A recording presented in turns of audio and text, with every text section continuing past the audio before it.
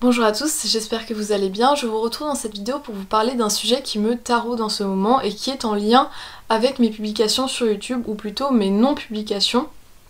Puisqu'à chaque fois que je publie une vidéo, il y a d'abord un processus plus ou moins long avant d'écriture, potentiellement,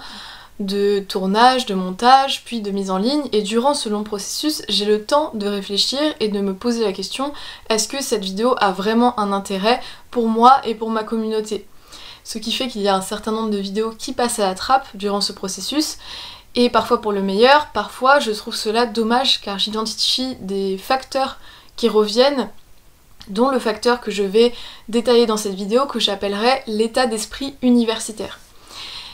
Pour vous détailler un petit peu le fil de l'histoire qui m'a amené jusqu'à cette réflexion, cela fait 3 ans que j'ai intégré un cursus universitaire en psychologie, et désormais je vais intégrer un master en sciences cognitives si tout se passe bien. Et mon objectif à l'avenir serait de devenir enseignante-chercheuse en sciences cognitives. Donc bon, je modifie un petit peu ma trajectoire vu que les sciences cognitives sont quand même différentes de la psychologie, mais on reste quand même dans un même état d'esprit. Durant ces 3 années, j'ai eu l'occasion de lire un certain nombre de papiers de recherche et de m'imprégner d'une certaine méthodologie scientifique. Non par préconisation de ma licence, mais plus à titre personnel, par curiosité. Et j'apprécie vraiment beaucoup, je suis en phase avec cette méthodologie scientifique, où chaque mot est pesé, où chaque affirmation est justifiée, où rien n'est dit sans preuve. Tout ceci, toute cette méthodologie me touche et j'essaie de m'en inspirer. Pour moi, il s'agit d'un idéal. Donc, par conséquent, cet idéal-là s'est imprégné en moi, mais au-delà des bancs universitaires où cet idéal peut être prôné, même si en psychologie cela reste assez variable et en sciences sociales en général, malheureusement la rigueur scientifique n'est pas toujours de mise, mais disons que je me suis tout de même imprégnée de cet idéal bien au-delà des bancs de la fac, et c'est pour cela que cette rigueur scientifique m'imprègne même au quotidien. Au quotidien, j'ai toujours cette petite voix dans ma tête qui me dit est-ce que ce que tu affirmes est assez justifié? Est-ce que tu as défini les termes? Est-ce que tu problématises bien? Et ce qui fait qu'il y a une certaine porosité entre cette exigence universitaire, en tout cas dans les papiers de recherche, et le restant de mon existence. Donc c'est cela que je voulais aborder dans cette vidéo, car j'ai l'impression que cela a des répercussions sur ma manière de publier sur YouTube et sur un certain nombre de contenus spontanés que j'aurais envie de poster, mais qui sont inhibés, qui sont freinés par cet état d'esprit universitaire. Et de l'autre côté, il y a YouTube avec une certaine spontanéité qui est permise structurellement, et le fait que on puisse partager nos pensées, nos intuitions, nos idées, sans nécessairement tout prouver par A plus B, sans mettre une bibliographie à rallonge, et j'apprécie cette relative liberté. Bien évidemment, là où il y a un carcan méthodologique à l'université, il y a un carcan attentionnel sur YouTube, et il faut arriver à capter l'attention de notre auditoire, donc il y a d'autres pressions, mais je pense tout de même qu'il y a une liberté qui est un peu plus grande sur YouTube, et c'est pour cela que j'apprécie cette plateforme. Mais je pense que le monde de YouTube et le monde universitaire sont assez complémentaires, mais dialoguent assez peu entre eux et parfois se méprisent. C'est surtout le milieu universitaire qui méprise YouTube. J'ai beaucoup vu ce phénomène en philosophie, des personnes qui faisaient de la philosophie du point de vue universitaire qui méprisaient des youtubeurs en philosophie, un peu moins en psychologie, mais j'ai quand même beaucoup entendu de remarques assez méprisantes envers les personnes réalisant des vidéos sur YouTube dans des domaines de sciences sociales. Et c'est pour cela que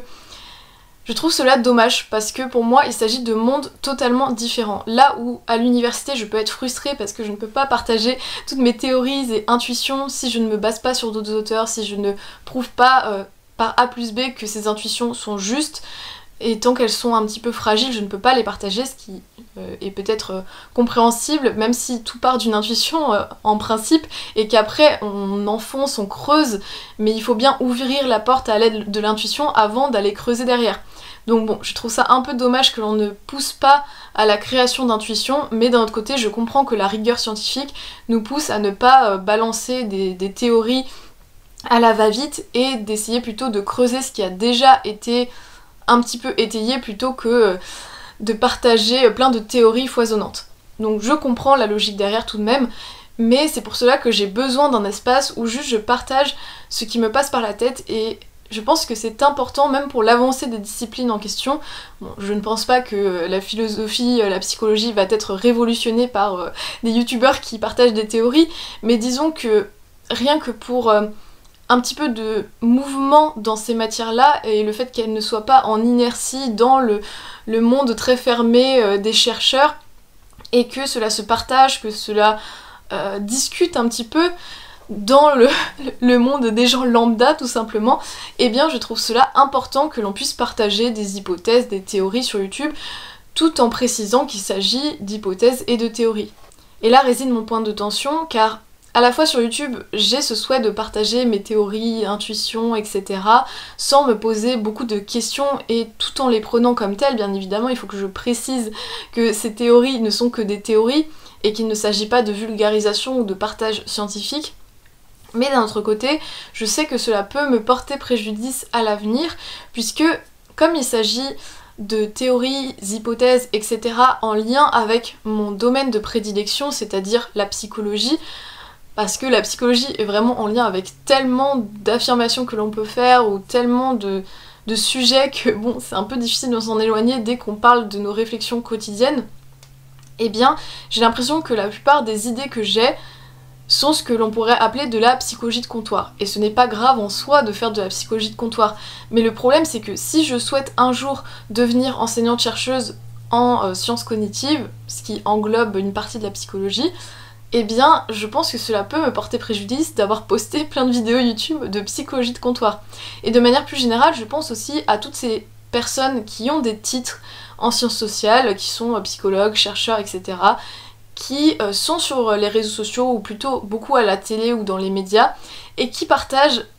tout et n'importe quoi, qui partagent des théories pas du tout étayées, des hypothèses pas du tout étayées. Sauf que le problème c'est que avec leur titre, on va accorder du crédit à ces théories-là, et ils ne précisent pas assez qu'il s'agit uniquement de leur intuition personnelle. Donc je n'ai pas envie d'alimenter ce que je trouve extrêmement problématique dans le domaine des sciences sociales, c'est-à-dire que plein de personnes se permettent de dire tout et n'importe quoi en utilisant l'appui de leur titre, et beaucoup de personnes vont les croire parce que ils se disent non mais c'est une chercheuse en psychologie. Mais sachez que les chercheurs en psychologie ont tous des avis différents, donc vraiment il faut faire attention et directement aller à la source, essayer de lire des méta-analyses, parce que sinon si juste vous écoutez l'avis des chercheurs en psychologie, le fait d'être chercheur en psychologie ne signifie pas que la personne va avancer des propos qui sont les propos les plus vérifiés dans le domaine en question à l'heure actuelle, malheureusement. C'est beaucoup moins le cas dans des sciences dures comme la physique, ou si vous interrogez un chercheur en physique, je pense qu'il y a des chances pour que il ait plus de chances de vous dire ce qui est en vigueur dans la recherche en physique actuelle. Mais malheureusement en sciences sociales, il y a beaucoup de questions d'idéologie, beaucoup de questions de courant, donc il faut faire attention à cela, et je n'ai pas envie d'alimenter cela, je n'ai pas envie de partager mes théories sur YouTube, et que finalement, imaginons qu'à l'avenir j'ai un titre, déjà dans 2 ans, imaginons que j'ai le titre de psychologue, et bien que cela me donne du crédit, alors que potentiellement, si je partage des hypothèses, il s'agit potentiellement de fausses hypothèses, et même c'est fort probable vu que dès que je partage des hypothèses qui sont uniquement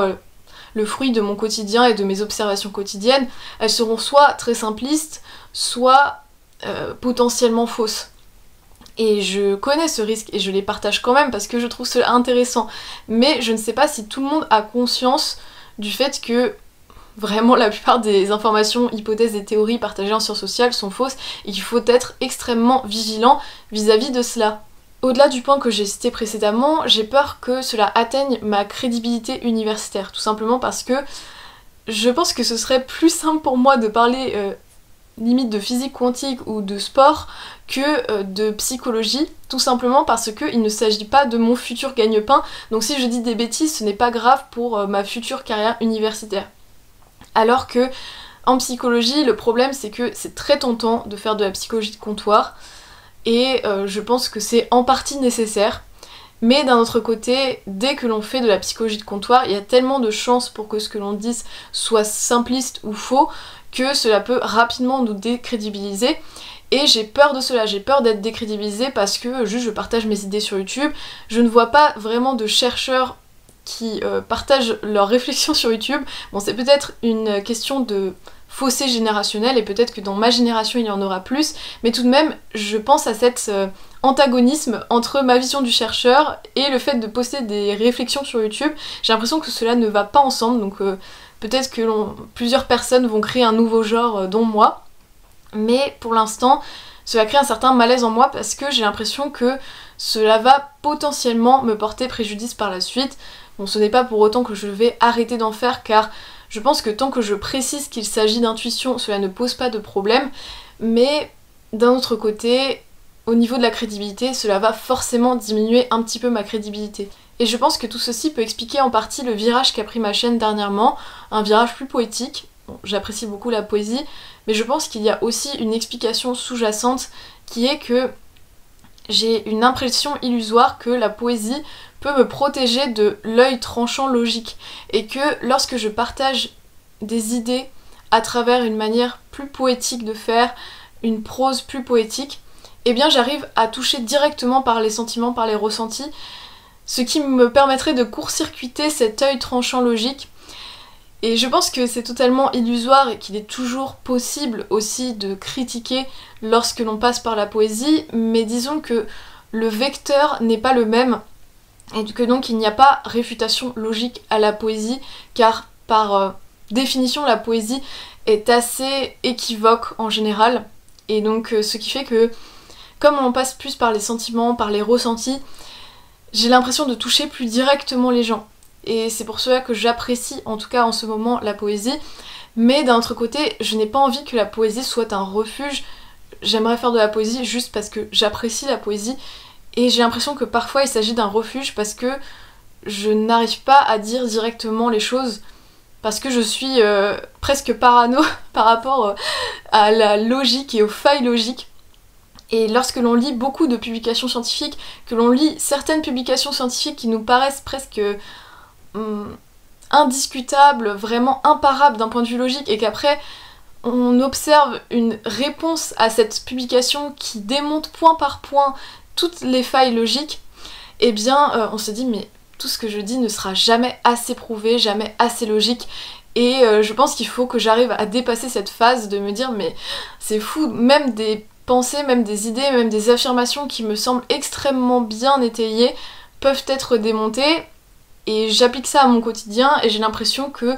je n'arriverai jamais à dire un propos, à proposer un discours qui sera totalement imparable. Et je pense que c'est pour ça que à un moment donné j'ai fait un petit virage poétique parce que la poésie me semblait encore un petit peu à l'abri de cet état d'esprit. Je continuerai à l'avenir les vidéos plus intuitives, tout simplement parce que je pense que la plupart des gens qui consomment des vidéos YouTube ne consomment pas des vidéos YouTube pour que ce soit un copier-coller de contenu académique universitaire. Ils cherchent plus à être touchés, à apprendre des informations, à se divertir. Et je pense que la plupart des gens ne cherchent pas de la philosophie universitaire, mais de la philosophie pratique. Ils ne cherchent pas de la psychologie universitaire, mais de la psychologie pratique. Et ce qui est important pour la plupart des gens, c'est que ce que je dis résonne avec leur existence et puisse directement être concrètement applicable ou visualisable avec leur propre vie. Et c'est pour cela que je pense que parfois, il n'est pas forcément important sur YouTube d'être dans une recherche d'exactitude, mais plus d'un propos qui touche, d'un propos qui pourrait entrer en résonance, d'un propos qui pourrait créer des associations, et que c'est peut-être cela qui sera davantage perçu, davantage aimé, tout en essayant quand même d'accorder de l'importance à la suite logique de nos propos, mais disons que cette suite logique est moins une priorité comparée au milieu universitaire. Un autre point qui selon moi peut poser bien plus de problèmes et qui apporte bien plus de conséquences que de partager ses intuitions sur YouTube, c'est le fait de partager ses avis politiques sur YouTube, car le milieu universitaire, et d'autant plus en sciences sociales, est un microcosme politique d'extrême gauche, et pour vous donner un exemple, il n'y a pas du tout de séparation entre le fait de donner des cours et de faire entre guillemets de la propagande politique. J'ai déjà eu des professeurs qui, en plein CM, nous disaient de voter Mélenchon. Donc voilà, il n'y a vraiment pas de séparation entre les deux, et il y a une certaine impunité à cet égard. Sauf que dès que l'on s'éloigne un petit peu de la doxa, je sais que cela peut porter préjudice par la suite. Et récemment par exemple, j'ai eu un certain nombre d'idées de vidéos qui à mon sens ne sont pas spécialement choquantes, ce ne sont pas des propos radicaux extrêmement choquants, mais c'est déjà trop pour le milieu universitaire. J'ai filmé ces vidéos et je me suis dit non Floriane, est-ce que tu veux vraiment être excommuniée par avance du milieu universitaire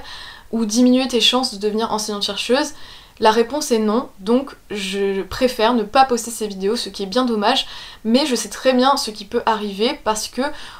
dans le milieu universitaire, il s'agit d'un milieu où la politique a une importance assez grande et à minima, il vaut mieux se retenir de donner son avis politique s'il ne va pas dans le sens de la doxa. Et pour ma part, je sépare vraiment le milieu universitaire de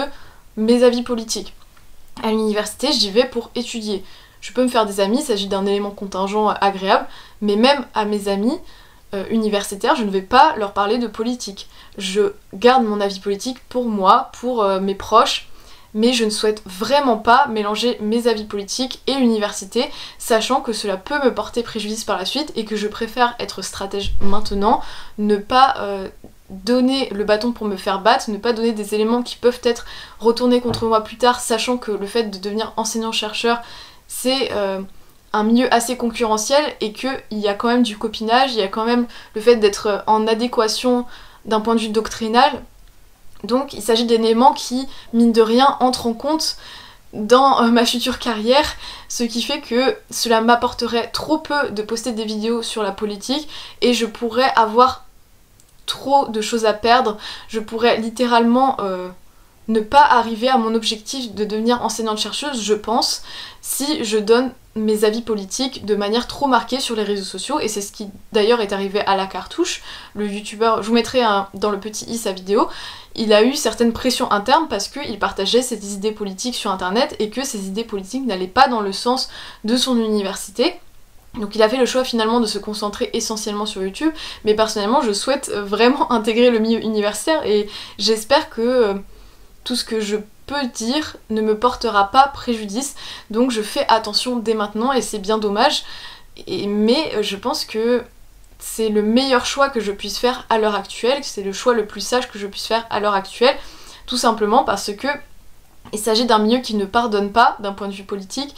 et qu'il en faut très peu pour avoir des problèmes. Bon déjà je tiens à préciser avant de conclure que mes avis ne sont pas des avis de néo-nazis, je vous rassure, mais c'est juste qu'il en faut tellement peu lorsqu'on est dans des milieux de sciences sociales pour être considéré comme à la marge que je préfère me retenir. Pour les personnes qui ne connaissent pas ce genre de milieu, je ne sais pas si vous arriverez à visualiser, mais je pense déjà que dans mon master en sciences cognitives,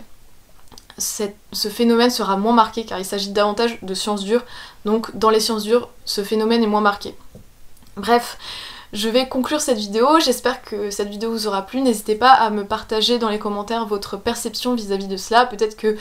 je suis trop à calculer tous les potentiels problèmes qui pourront m'arriver ensuite et que je ne devrais pas être aussi jusqu'au boutiste dans le fait de lisser mon image, mais d'un autre côté je préfère mettre toutes les chances de mon côté car il s'agit d'un projet que j'ai depuis longtemps de devenir chercheuse dans le domaine des sciences cognitives, donc j'espère pouvoir faire aboutir ce projet à l'avenir. N'hésitez pas à mettre un commentaire et à bientôt!